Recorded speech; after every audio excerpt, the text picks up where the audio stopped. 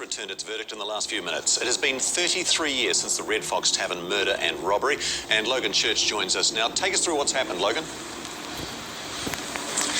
Well, as you say, Simon, it's one of the most infamous cold cases in New Zealand's history, but just minutes ago, a jury of 12 people delivered guilty verdicts for two men, one being Mark Hogarth and another man who still has name suppression. Those guilty verdicts are for murder and for aggravated robbery. Now, the tricky aspect to this case for the Crown was that there was no direct evidence tying these men actually to the crime itself. The Crown having to build a picture of their movements around it to try and establish that they were, of course, the two men who were at the Red Fox Tavern that night 33 years ago. The defence throughout the trial saying, no, it simply wasn't them. However, the jury today, after 18 hours of deliberation, decided, no, it definitely was them. At the High Court in Auckland, Logan Church. And Logan looks back at decades of investigations, dead ends, pleas for information, and ultimately, guilty verdicts. The 1980s, the Red Fox Tavern, a bustling pub on State Highway 2, about an hour south of Auckland. On the Saturday of Labour weekend in 1987, the bar was busy. After the front doors were locked later that evening, publican Chris Bush was having a quiet drink with three bar staff, and the back door burst open. Bloody hell! Robbers made off with $36,000 in cash, coins and cheques.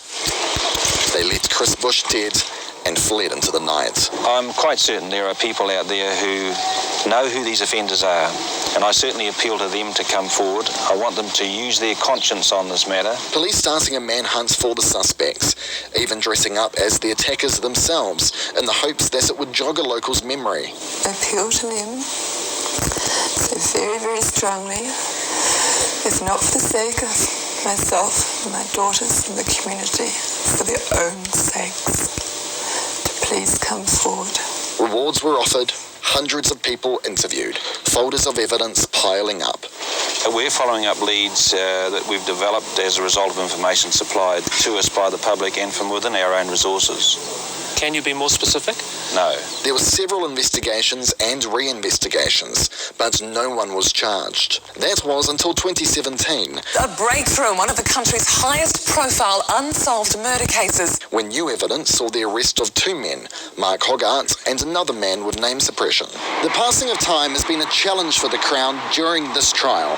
There was no CCTV, it was the early days of DNA, and the robbers were heavily disguised. Instead, the Crown trying to piece together their movements before and after the robbery, and their possible motive.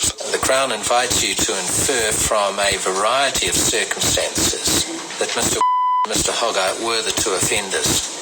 As I say, this is the crucial issue in the case. This trial, just the latest step in one of New Zealand's most intriguing cold cases. Logan Church, One News.